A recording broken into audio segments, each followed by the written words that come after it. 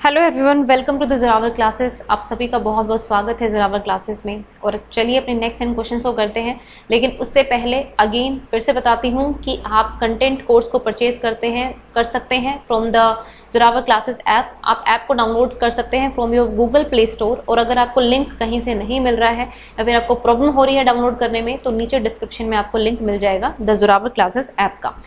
तो चलिए अब स्टार्ट करते हैं अपने नेक्स्ट 10 क्वेश्चंस को। तो first question is the objective of inclusive education is. तो यानी कि जो इंक्लूसिव एजुकेशन है, समावेशी शिक्षा है, उसका उद्देश्य क्या है। फर्स्ट है to uncover and minimise barriers to learning. हम चाहते हैं कि जितने भी सीखने के प्रति जो बाधाएं आती है, अधिगम के लिए जो बाधाएं हमारे सामने आती हैं, समस्याएं आती हैं, उनको हम कम कर सकें, ज़्यादा अपनी तरफ से जितना चाह सके उतना कम कर सकें। नेक्स्ट है to change attitudes, behaviours, teaching methods, curricular environment. या फिर हम एटीट्यूड को, टीचर्स के एटीट्यूड को, पेरेंट्स के एटीट्यूड को, बच्चों के एटीट्यूड को, बिहेवियर को चेंज कर पाएँ, टीचिंग मेथड्स को चेंज कर पाएँ और एक बहुत ही अच्छा सा पाठ्यक्रम का या पाठ्यचर्या का एक एनवायरनमेंट जो होता है उसको भी चेंज कर पाएँ पॉजिटिव वे में। To promote constantly the local cultures and content of various communities of the society. हम कोशिश करें कि हम जो लोकल कल्चर है या फिर जो फिर कंटेंट है डिफरेंट कम्युनिटीज का, उसको लोगों मतलब उसको जो है बच्चों तक पहुंचाए। ऐसा ना फील हो किसी भी बच्चे को कि भाई ठीक है, उसका कंटेंट, उसके कल्चर जो है उसको इंपॉर्टेंस नहीं दिया जा रहा है। कोशिश तो ये होनी चाहिए कि जहाँ पर स्कूल है वह लोकल कल्चर से कुछ ना कुछ फायदा जरूर उठाया जाए, साथ ही साथ डिफरेंट कम्युनिटीज के कल्चर को भी इंट्रोड्यूस किया जाए। तो देखिए सारे ही जो पॉइंट्स हैं वो पॉजिटिव हैं और सभी इंक्लूसिव एजुकेशन का पार्ट है। तो option number D is the correct option. Next देखते हैं, a teacher in the class should keep the pitch of his voice. तो एक टीचर जो है उसको अपनी वॉइस का पिच जो है वो कैसा रखना चाहिए क्लास में, ये पूछा गया है। हाई इनफ यानी कि पर्याप्त ऊंचा, लो रखना चाहिए, मॉडरेट रखना चाहिए, या फिर कभी लो या फिर कभी हाई रखना चाहिए। तो चलिए बताइए क्या आंसर होना चाहिए इसका। देखो अब ये क्वेश्चन ना थोड़ा सा इसको डिफरेंट तरीके से भी पूछा जा सकता है। इस क्वेश्चन का यहाँ पर जो आंसर होगा वो होगा ऑप्शन नंबर ए, यानी कि पर्याप्त ऊंचा। पर्याप्त शब्द आ गया है। अगर यहाँ पे केवल हाई होता तो हम कहते नहीं भाई ये ठीक नहीं है। हाई का मतलब ये नहीं पता ना कितना हाई है। अब हाई तो मतलब बहुत तेज भी आप चिल्लाएंगे अगर आप बच्चों के ऊपर, तो वो भी ठीक नहीं है, क्योंकि वो ऐसा लगेगा कि आप चिल्ला रहे हैं, आप बात ही नहीं कर रहे हैं। तो मतलब हाई इनफ लिखा है यहाँ पर, पर्याप्त ऊंचा, यानी कि जितना चाहिए उतना ऊंचा। अगर आप लो रखेंगे उससे काम नहीं चलेगा। और मॉडरेट जो है यहाँ पर थोड़ा सा समझ में नहीं आ रहा है कि मॉडरेट लेवल क्या होता है, ना हाई हो ना लो हो, बीच का जो होता है मॉडरेट वही होता है बेसिकली। लेकिन यहाँ पर आपको ए हम सही मानेंगे, क्योंकि देखो 40 बच्चों की क्लास है, तो 40 बच्चों की क्लास में अगर टीचर यहाँ पर है तो कुछ बच्चे जो बैक बेंचर्स होते हैं कई बार वहां तक आवाज नहीं पहुंच पाती है। अगर आप थोड़ा मॉडरेट भी रहते हैं तो भी नहीं पहुंच पाती है। तो आपको इतना ऊंचा तो बोलना है कि हर बच्चे तक चाहे उसकी आवाज। तो ऑप्शन नंबर ए यहाँ पर सही ऑप्शन होगा। नेक्स्ट है primary function of the school as an agent of society is to. इस क्वेश्चन को आप जरा ध्यान से पढ़िएगा। यहाँ पर है कि जो प्राइमरी फंक्शन होता है, प्राथमिक जो फंक्शन होता है स्कूल का, as an agent of society, यानी कि स्कूल यहाँ पर एक एजेंट है सोसाइटी का। क्योंकि आपको पता है कि स्कूल को हम मिनी सोसाइटी मान सकते हैं। एक तरह से हम ये कहते हैं कि सोसाइटी का दर्पण ही होता है जो हमारा स्कूल होता है। तो कहीं ना कहीं जो हमारे सोसाइटी में चल रहा होता है हम उसको रिफ्लेक्ट करते हैं। सोसाइटी के जो नॉर्म्स कल्चर्स होते हैं हम उनको रिफ्लेक्ट करते हैं अपने स्कूल्स में। मैं ये नहीं कह रही कि वहाँ पर अगर सती प्रथा है तो आप सती प्रथा को प्रमोट करेंगे। उस टाइम पे सती प्रथा को भी फिर शिक्षा में वो चीज़ें आ जाती हैं। हालांकि यहाँ पर अब दो चीज़ें, एक तो लॉ क्या कहता है, एक सोसाइटी क्या कहती है। तो यहाँ पर आप ये मान लीजिए कि सोसाइटी की यहाँ पर जो सोसाइटी है उसका मतलब लॉ प्लस सोसाइटी दोनों आते हैं। मतलब लॉ के अकॉर्डिंग सोसाइटी चलनी चाहिए, जो हमारा संविधान कहता है उसको मेन हम मानेंगे। ऐसे हमारे भाईचारे की भावना है, इक्वालिटी है, जस्टिस है, ये सब सोसाइटी का पार्ट है। लेकिन एज अ होल जब आप किसी कल्चर में स्कूल होता है तो उस कल्चर का कहीं ना कहीं इफेक्ट जाता है स्कूल के ऊपर, क्योंकि जो लोग पढ़ा रहे होते हैं, जो पढ़ रहे होते हैं, वो सभी जो है उस कल्चर का पार्ट होते हैं। तो वो एक मेंटालिटी और एक वो आ जाती है चीजें दिमाग में। ठीक है, तो यहाँ पर आपको जो क्या करना है, आपको स्कूल को एक एजेंट मानते हुए कि भाई ये एजेंट है, सोसाइटी में जो नॉर्म्स होते हैं उसको ये आपसे मनवाना चाह रहा है, जो भी है एक एजेंट के रूप में मानिए। तो क्या चाहता है स्कूल, मेंटेन, मतलब क्या करेगा, मेंटेन करेगा सोशल स्टेबिलिटी को, develop an adequate level of vocational competence in children, या फिर बच्चों में व्यावसायिकता या फिर स्तर की जो पर्याप्त क्षमता होती है उसका विकास करने की कोशिश करेगा। Prepare the child for life, बच्चों को लाइफ के लिए प्रिपेयर करेगा। Provide children with an understanding of the environment, या फिर बच्चों को जो उनके परिवेश के बारे में समझ प्रदान करेगा। अगर हम नॉर्मल एक सोशलाइजेशन प्रोसेस की बात करते तो हम ये तीनों चीजें ठीक मान सकते थे, लेकिन यहाँ पर स्कूल को as an agent of society हमें देखना है, तो हम सोचेंगे कि हाँ भाई फिर उस जो सामाजिक स्थिरता है उसको बनाए रखने की कोशिश करेगा स्कूल, है ना। क्योंकि सोसाइटी जो होती है वो जब भी कोई चेंज सोसाइटी में आता है तो थोड़ा सा ना ये होता है कि जब भी आप चेंज लाते हैं ना तो चेंज के प्रति थोड़ा सा हवा हो जाता है, मतलब थोड़ा सा डिसबैलेंस हो जाती हैं चीजें, और फिर धीरे धीरे लोग उसको एक्सेप्ट करते हैं। लेकिन अगर स्कूल को एजेंट ऑफ सोसाइटी की बात करें तो वो चाहेगा कि सोशल स्टेबिलिटी बनी रहे, जैसा चल रहा है वैसा हम बनाए रखें उस चीज को। तो option number A is the correct option. Next है, in the context of education socialisation means. अब एजुकेशन की कंटेक्स्ट में हमें बताना है कि सामाजिकरण की प्रक्रिया जो होती है वो क्या है। ऑलवेज फॉलोइंग सोशल नॉर्म्स, की हमेशा आप सोसाइटी की नॉर्म्स फॉलो कीजिए, ये कहता है socialisation. Adjusting in adapting to social environment, कि आप एडजस्ट करें और अडेप्ट करें सोशल एनवायरनमेंट के प्रति। Respecting elders to social society, आप जो एल्डर्स को रिस्पेक्ट करें जो सोशल सोसाइटी के हैं। None of these. देखो अब यहाँ पे सोशलाइजेशन का मतलब आ गया ना एजुकेशन के कंटेक्स्ट में, तो हमारा सोशलाइज सामाजिकरण की प्रक्रिया क्या होती है कि समाज के प्रति जो है आप अडेप्ट कर पाएं, समाज में जो चीजें होती हैं आप, क्योंकि आपको अल्टीमेटली तो सोसाइटी में ही जाना है ना, एजुकेट होके भी आपको सोसाइटी के अंदर ही जाना है, तो आप वहां पर जो है डील कर पाएं, एडजस्ट कर पाएं अपने आप को, थोड़ा समायोजित कर पाएं। तो ऑप्शन नंबर बी यहाँ पर करेक्ट ऑप्शन होगा। नेक्स्ट देखते हैं question number 5। Inclusive education celebrates diversity in the classroom. भाई इंक्लूसिव एजुकेशन जो है एक तरह से कक्षा में विविधता का जश्न मनाती है, या फिर एनकरेज करती है स्ट्रिक्ट एडमिशन प्रोसीजर को।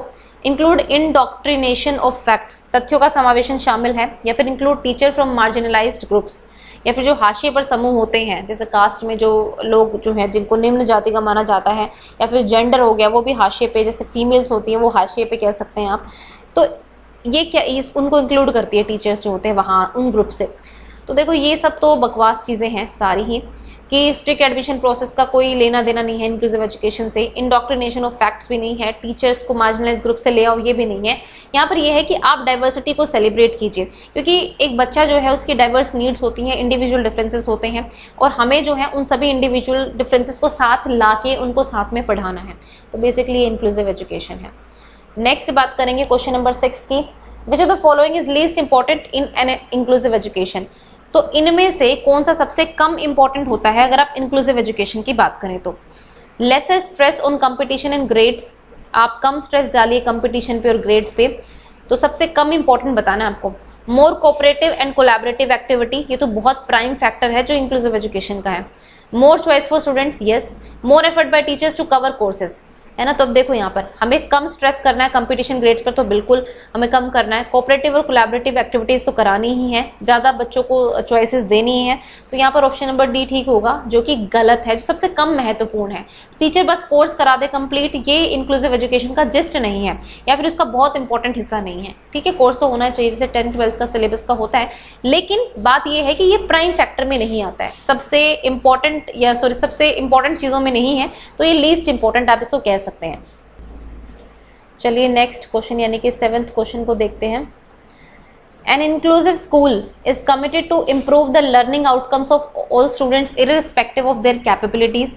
एक इंक्लूसिव स्कूल क्या चाहता है भाई, वो सभी लर्निंग सभी बच्चों की मतलब वो इम्प्रूव करना चाहता है लर्निंग आउटकम्स सभी स्टूडेंट्स की, भले ही उनकी क्षमताएं कितनी भी हैं, लेकिन वो चाहता है कि सभी बच्चों का लर्निंग इम्प्रूवमेंट हो।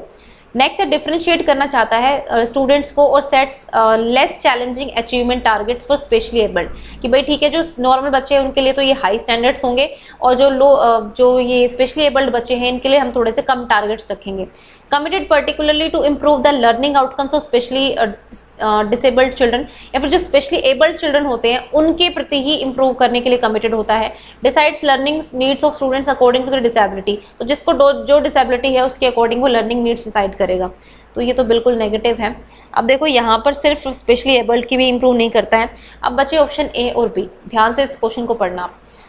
ये है कि आप हर बच्चे की लर्निंग आउटकम को इम्प्रूव करना चाहते हो, आपको फर्क नहीं पड़ता बच्चे के अंदर क्या क्षमताएं हैं क्या नहीं है, क्योंकि आपको बेसिकली आपने अगर पहले ही सोच लिया कि नहीं ये तो ये नहीं कर सकता, ये कर सकता है, इसमें ये सारी कमी है, ये नहीं कर पाएगा, ये कर पाएगा, तो आप किस तरह से इंक्लूसिव एजुकेशन को प्रमोट करेंगे? आप कैसे हर बच्चे के प्रति कमिटेड रहेंगे? आप नहीं रह पाएंगे। आप पहले से ही कैपेबिलिटीज के बेस पे या फिर एबिलिटीज के बेस पे, डिसेबिलिटीज के बेस पे अगर कैटेगराइजेशन कर देंगे कि यहाँ लेस है, यहाँ ज्यादा है, आप टीचिंग लर्निंग प्रोसेस में ऐसा कर सकते हैं कि ठीक है भाई, आपने पहले जो स्पेशली एबल्ड बच्चे होते हैं उनको पहले छोटे टारगेट दिए, फिर बड़े दिए, फिर एक्चुअल क्लास के लेवल तक आप लेकर आए। वो चीज आप करते हैं। आप शुरुआत छोटे से कर सकते हैं लेकिन आप एक्चुअल लेवल तक भी चले जाते हैं। तो ऑप्शन नंबर ए यहाँ पर बिल्कुल सही होगा। यहाँ पर ये है कि आप लेस चैलेंजिंग अचीवमेंट टारगेट्स रखेंगे। क्यों भाई? जो बच्चा चल नहीं सकता, क्या वो फिर मतलब 100 में से 100 मार्क्स भी नहीं लेके आ सकता? क्या वो कल्चरल एक्टिविटीज में किसी चीज में पार्टिसिपेट ही नहीं करेगा? हम ये नहीं कहेंगे ना, क्योंकि फिर हम हर चीज में लेस करेंगे। अब इंक्लूसिव एजुकेशन कहती है कि सभी बच्चे समान हैं, आपको समानता के साथ चलना है,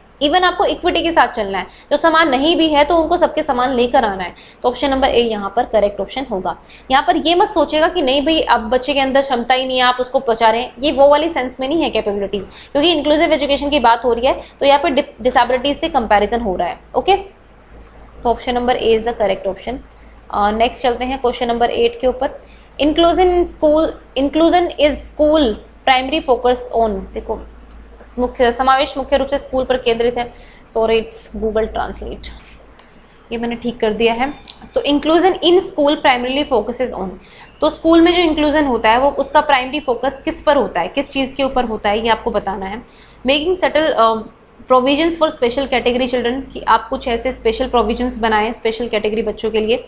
और fulfilling the needs of children with disabilities only, या फिर सिर्फ डिसेबिलिटी वाले बच्चों की नीड्स को फोकस करें, तो मैंने कहा अगेन ये गलत होगा। Meeting the need of the disabled child at the expense of entire class, ये भी गलत होगा कि आप पूरी क्लास की उस पर इन बच्चों के लिए ही करें सब कुछ। Including the education needs of illiterate parents, illiterate parents का कोई मतलब ही नहीं है। यहाँ पर option number A is the correct option, कि आप कुछ प्रोविजन बनाए स्पेशल कैटेगरी बच्चों के लिए। जैसे कि देखिए यहाँ पर इंक्लूसिव में क्या है ना, कि आप सभी बच्चों को एक साथ पढ़ाएंगे, लेकिन आपको यहाँ पर अपने सिस्टम के अंदर थोड़े से चेंज लाने पड़ेंगे ताकि जो स्पेशल बच्चे हैं वो अडेप्ट कर पाएं, है ना। जैसे कि आप अगर बच्चा सीढ़ियां नहीं चढ़ सकता तो आपने लिफ्ट बनवा दिया, आपने रैंप बनवा दिए। अगर एक टीचिंग स्ट्रैटेजी से बच्चे को नहीं समझ में आ रहा तो आपने कुछ और टीचिंग स्ट्रैटेजीज यहाँ पर अपनाई, वो वाली चीजें की बात है यहाँ पर। तो ये ऑप्शन नंबर ए यहाँ पर ठीक होगा। नेक्स्ट देखते हैं question number 9। An inclusive classroom is that where, एक इंक्लूसिव क्लासरूम वो होती है जहां पर assessment are repeated till the time every learner achieves minimum grades. Assessment जो है वो रिपीट होता रहता है, जब तक बच्चा अच्छे नंबर नहीं लेके आएगा हम रिपीट करते रहेंगे, तो ऐसा कुछ नहीं होता है। Teachers teach from only prescribed books to lessen the burden of the students, ये भी नहीं है कि केवल वो प्रिस्क्राइब्ड टेक्स्ट बुक से पढ़ाते हैं, ऐसा कुछ भी नहीं है। There is an active involvement of children in solving as many as problems as possible, तो बहुत ही एक्टिव इन्वॉल्वमेंट होता है बच्चों का, जितनी ज्यादा प्रॉब्लम सोल्व कर सकते हैं उतनी करने की कोशिश करते हैं। Teachers create diverse and meaningful learning experience for every learner, यहाँ पर टीचर जो है कोशिश करती है कि वो हर बच्चे के लिए बहुत ही मीनिंगफुल लर्निंग एक्सपीरियंस जो है वो क्रिएट कर पाएं और तरह तरह के कर पाएं। ठीक है, देखिए यहाँ पर सीधी सी बात है, सबसे पॉजिटिव आंसर यही है, option number D is the correct option, क्योंकि हम नीड्स की बात कर रहे हैं ना। बच्चों की नीड्स जो है वो डिफरेंट होती है, इंडिविजुअल डिफरेंसेस होते हैं, लेकिन यहाँ पर बच्चे के लिए मीनिंगफुल होना चाहिए, जो भी एक्सपीरियंस आप उसको प्रोवाइड कर रहे हैं वो मीनिंगफुल हो, है ना। ये active involvement of children in solving as many as problems, आप इस क्वेश्चन को पढ़ लीजिए, आप इस लाइन को पढ़ लीजिए, आपको समझ में आ जाएगा कि क्यों गलत है। ये कह रहा है कि एक्टिव इन्वॉल्वमेंट होता है बच्चों का, उतनी जितनी प्रॉब्लम हो सके सोल्व करते जाओ, वो थोड़ी होता है। प्रॉब्लम सॉल्विंग स्किल्स हमें सिखानी है, बट उसका मतलब ये नहीं है कि आप बस लगा दो कि आप प्रॉब्लम सॉल्व करते जाओ। Option number D is the correct option here. Next है the rationale behind inclusive education is that, तो क्या तर्क या क्या सोच है इंक्लूसिव एजुकेशन को चलाने के प्रति, ये बताना है। तो society is heterogeneous and schools needs to be inclusive to cater to heterogeneous society. We need to take pity on special children and provide them access to facilities.